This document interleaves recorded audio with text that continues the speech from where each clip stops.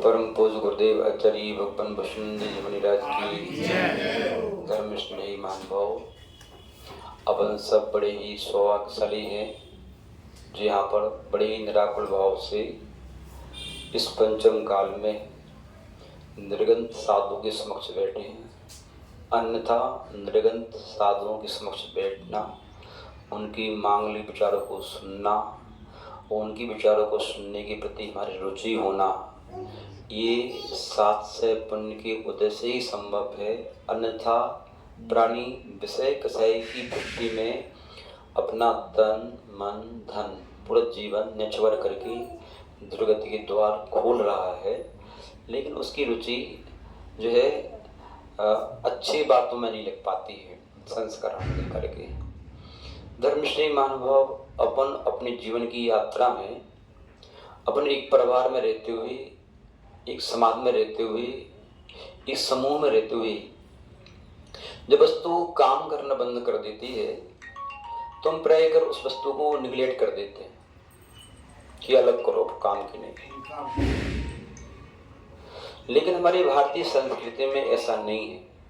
हमारी सरकार भी जब कोई व्यक्ति काम करने के लिए मजबूर हो जाता है, नहीं कर पाता, तो क्या करती है सरकार, उसको एक राशि दे करके उसको पेंशन देती है कि अपना ऐसा करो, ये आपको राशि दी जा रही है, ये ऑफ कर लो,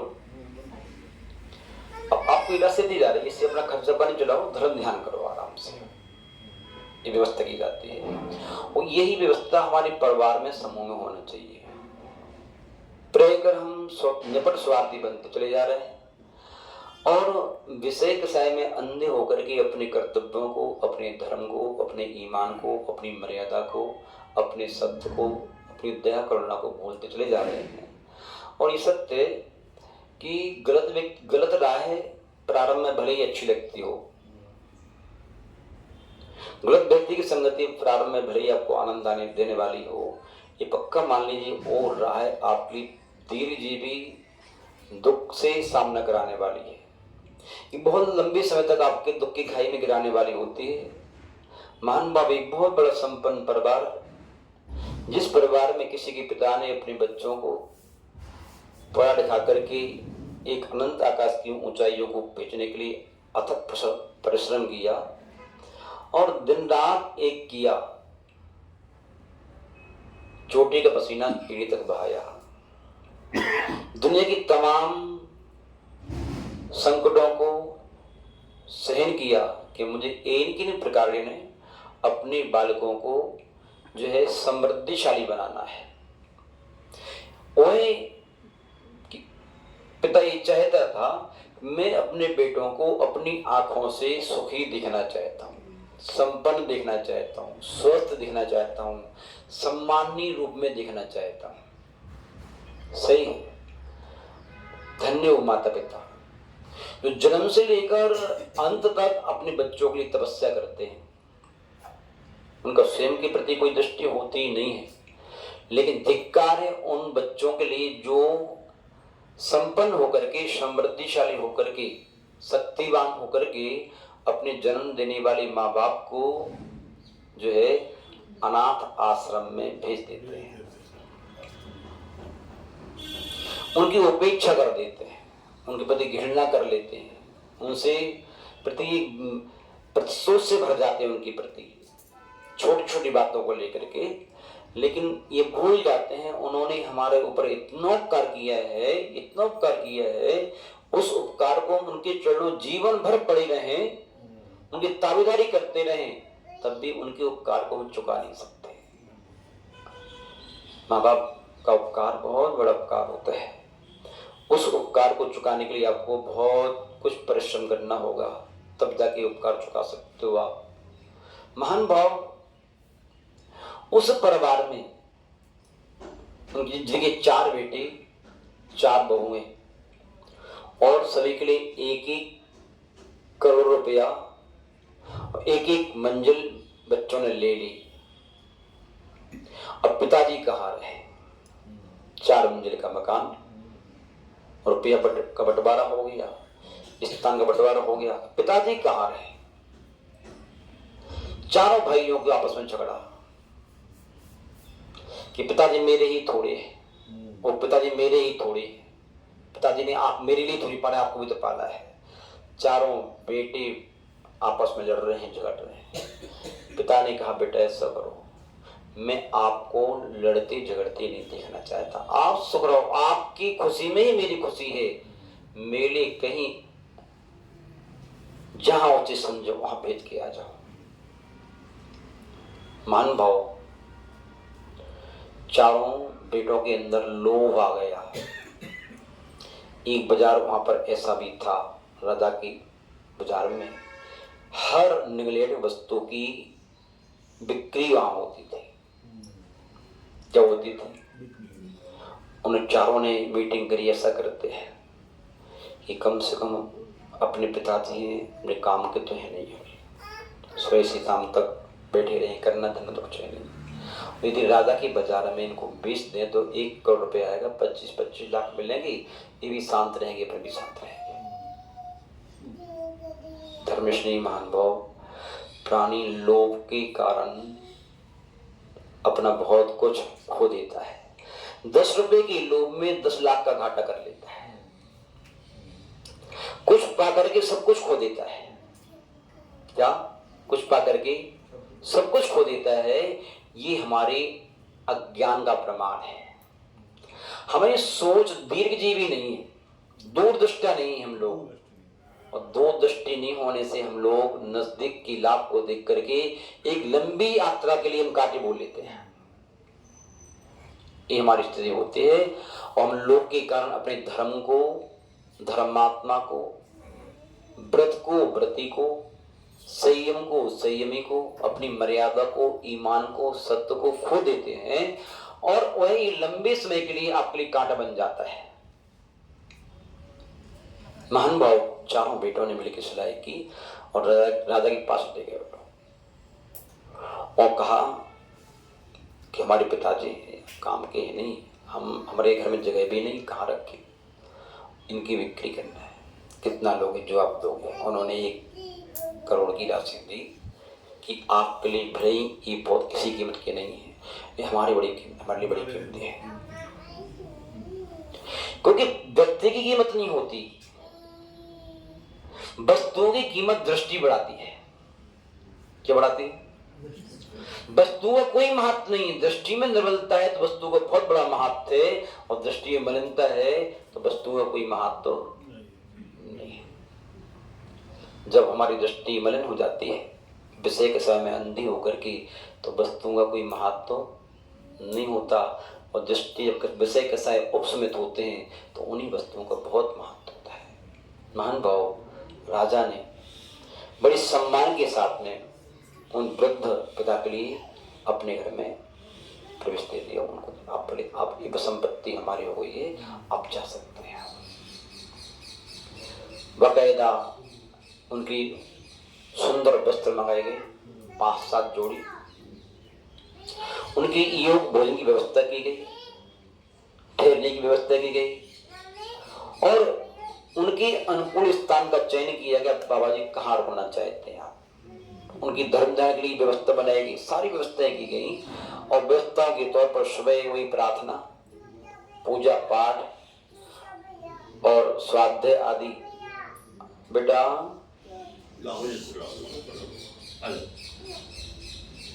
उसकी पेंसिल मत छीनो। हाँ, महान भाव और वृद्ध महाशय जी वहां रहने लगे। बहुत समय बीत जाने के बाद किसी एक विदेशी राजा इस राजा के राज को हड़प करना चाहता था, लेकिन कोई बहाना तो चाहिए। बिना बहाने के किसी पर लड़ाई भी कैसे की जाए? लड़ाई करने के लिए भी बहाना चाहिए। महान भाव, कहा जाता है कि जब बुरा समय आता है उसमें खोटा सिक्का और खोटा बेटा, जिस वस्तु को आपने लेकर के कबड़ में डाल दिया था वो वस्तु काम में आती है।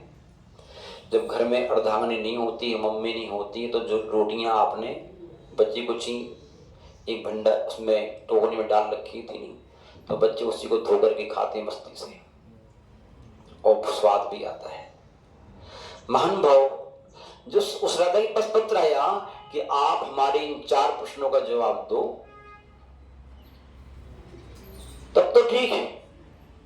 यदि आपने जवाब दे दिया तो मैं अपने राज्य को तुम्हें दे दूंगा, और यदि जवाब नहीं दिया तो आपकी राज पर कब्जा हम सब कर लेंगे। आपके लिए हमारी अधीनता स्वीकार करना पड़ेगी। फिर आप यहाँ के राजा नहीं कहलाएंगे, अब राज्य भी करेंगे तो हमारी अधीनता में जैसा हमारा आदेश होगा उस प्रकार से राज्य का संचालन करना पड़ेगा आपको। और अधीनता किसी की सबसे बड़ा कष्ट है। क्या? किसी की अधीनता स्वीकार करना सबसे बड़ा कष्ट है। स्वाधीनता में सुख है, पराधीनता में कभी सुख हो नहीं सकता। धर्मनिष्ठ महान भाव हुआ क्या, इस पत्र को पढ़ करके राजा बड़ा उदास। पत्र में था क्या था? जो यहाँ है सो वहां नहीं है, जो वहां है तो यहाँ नहीं है, जो यहाँ भी है वहां भी है, और वहां भी नहीं है यहाँ भी नहीं है। इन 4 प्रश्न हैं। कितने प्रश्न? इन 4 प्रश्नों का उत्तर आपको देना है, और मैं उदाहरण के देना है। यदि आप उदाहरण दे पा रहे हैं तब तो ठीक है, तब तो हम आपकी अधीनता स्वीकार करने ही वाले हैं। और यदि नहीं दे पा रहे हैं तो ध्यान रखिएगा, आप जो है 7 दिन की मोहलत आपको दी जाती है। 7 दिन के बाद आपकी राजगद्दी पर आप नहीं, हम बैठे मिलेंगे आपको। इस प्रश्न को सुनकर के पूरे रात में सन्नाटा छा गया। ध्यान रखो, अज्ञानता जीवन का सबसे बड़ा अभिशाप है। क्या होता है? अभिशाप है। जिसके पास ज्ञान है और हर हाल में अपने आप को संभाल लेता है, हर हाल में, दुख में भी सुख में भी, उन्नति में भी अवनति में भी। और जब अज्ञान का अंधकार आ जाता है, ज्ञान का सूर्य ढल जाता है, तो प्राणी अनुकूलता में अहंकार के पहाड़ पर चढ़ जाते हैं और प्रतिकूलता में दीनता की खाई में गिर जाता है। अपने स्वभाव को भूल जाता है, अपने धर्म को भूल जाता है, अपने ईमान को भूल जाता है, अपनी मर्यादा भूल जाता है, सब कुछ कर लेता है। महान भाव वही राजा तो था। पूरी राज्य में सन्नाटा छा गया। बड़ा उदास निराश, भोजन न हो पावे, बड़ा परेशान, क्या किया जाए। मंत्रणाएं चल रही हैं, मीटिंगें चल रही हैं, लेकिन कोई जवाब नहीं दे पा रहा है इसका।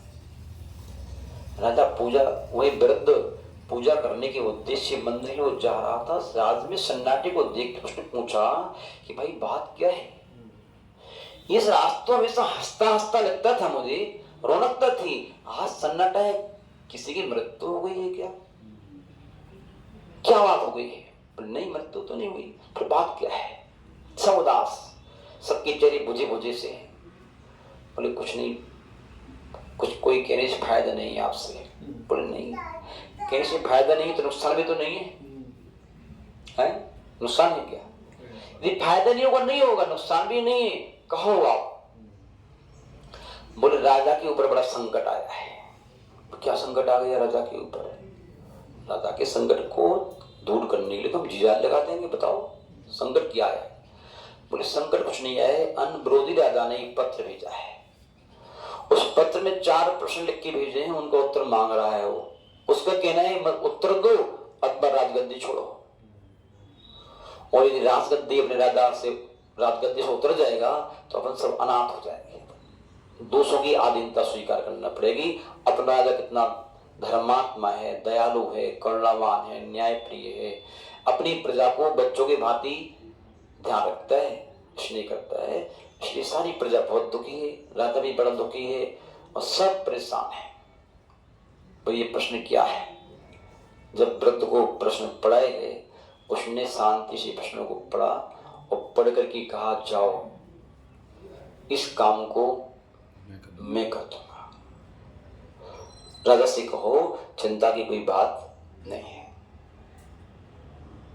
जैसे ही राजा ने वृद्ध को बुलाया, हजूर आज्ञा, बोले ये प्रश्न है, मालिक चिंता न करें आप, इन प्रश्नों का उत्तर अपने पास है। उस राजा को पत्र लिख के भेज दे कि हम आपके प्रश्नों का उत्तर देने आ रहे हैं। पूरी जनता को इकट्ठा कर लें आप। इस बात की चर्चा देश देशांतर में आजू बाजू के देश में थी। सारे लोग इकट्ठा हो गए उनका उत्तर सुनने के लिए। बग्गी पर बैठ करके, रथों पर बैठ करके यहां से राजा का विमान, राजा का रथ रवाना हुआ। एक बग्गी पर वृद्ध महाशय जी बैठे, एक पर राजा बैठे, किसी पर मंत्री बैठे, 5-10 बग्गियां जा रही हैं। साथ में हजारों लोग उनके साथ में जा रहे हैं, क्योंकि राजा के भी अकेला, राजा की शोभा उसकी फौज से है, उसकी मंत्री संतरी जो भी उनसे है। राजा के भी अकेला बिहार नहीं करता। महान भाव जा रहे हैं वहां पर। जाती वक्त एक भिखारी भीख मांगते दिखा। तुरंत व्यक्ति से कहा, भैया इस भिखारी को बुला के लाओ। बुला के लाए। बोले भैया तू ये बता सुबह से शाम तक कितनी भीख मांग लेता है? पूछो इससे। बोले कुछ नहीं हजूर, 100-200 रुपये इकट्ठे कर लेता हूँ। बोले एक पकड़ 500 रुपये मेरे साथ चल, बैठ तांगे पर। बिठा लिया उसके लिए, आज का दिन मेरे साथ रहना है तुझे। और आगे बढ़े तो एक वेश्यालय मिला। क्या मिला? वेश्यालय में। बोले ऐसा करो, ये क्या है? बोले वेश्यालय है। पूछो कितना कमाती है? बोले 10-20 हजार रुपये। बोले पकड़ो ये 25 हजार रुपये, आज हमारे साथ रहना है आपको। बिठा लिया तांगे में, चलो साहब। और आगे चले। एक बहुत बड़ा सुंदर आश्रम था जहां पे साधु सन्यासी त्याग उसमें लवलीन होते थे। पहुंच गए दर्शन करने के लिए। बोले महाराज कृपा दृष्टि यदि आपकी हो, साधना तो आप कर रहे हैं, यदि आपका थोड़ा समय मिल जाए तो हमारे राज्य की सुरक्षा हो सकती है, हमारे राजा की सुरक्षा हो सकती है, हजारों व्यक्तियों की जान खतरे से बच सकती है। आपके प्रति बड़ा जीवन भर कृतज्ञ रहेंगे हम। आज का दिन आप हमारे लिए देते हैं।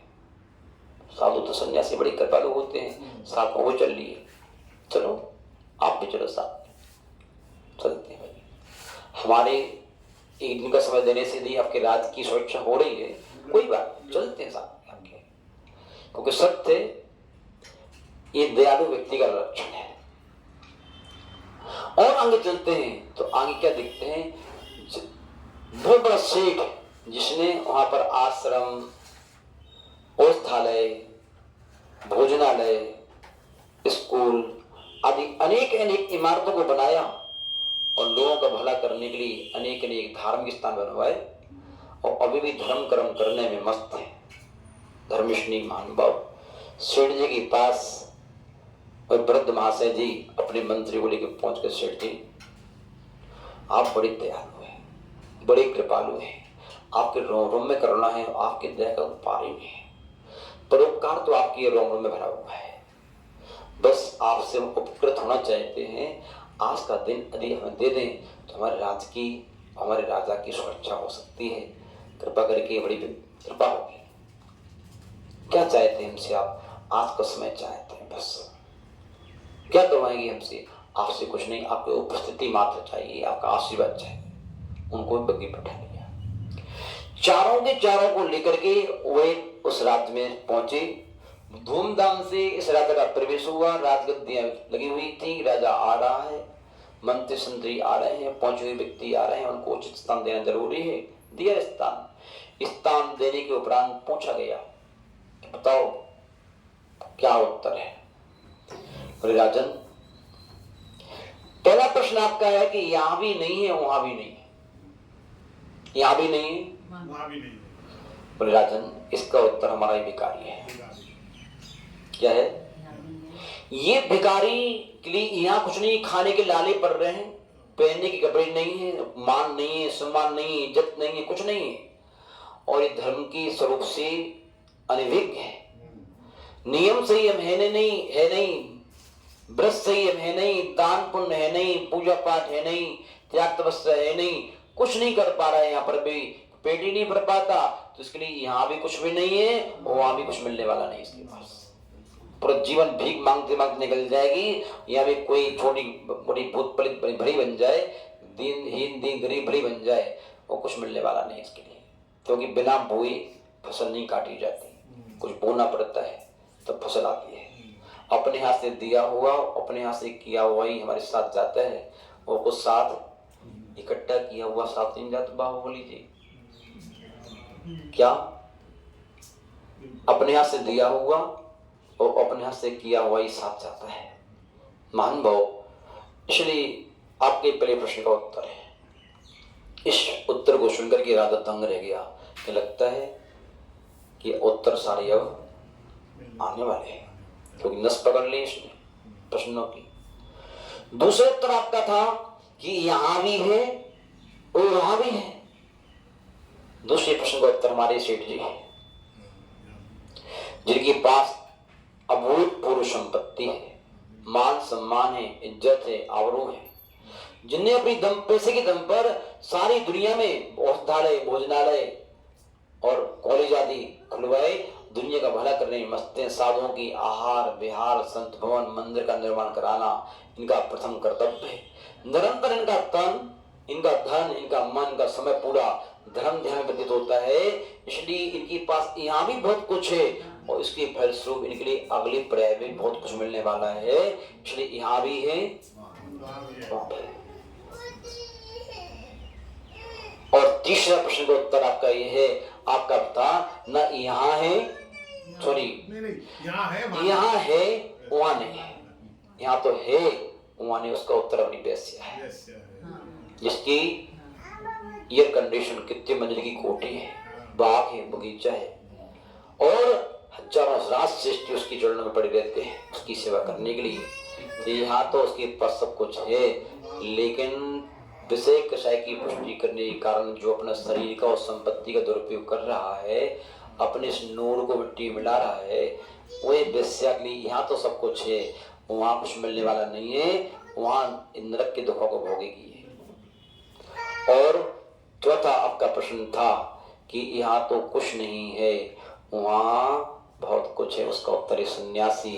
यहाँ तो सो के एक उपास कर रहा है, एक आसन कर रहा है, सुख रोगी खा रहा है, दिगंबरत्व में घूम रहा है, और ठंडी गर्मी भूख प्यास को सहन करने के लिए जानबूझ करके अपना हाथ डाल रहा है, सारे काम कर रहा है। यहाँ तो कुछ नहीं है, यहाँ तो भौतिक सुख की अपेक्षा कुछ भी नहीं है वह इसके पास।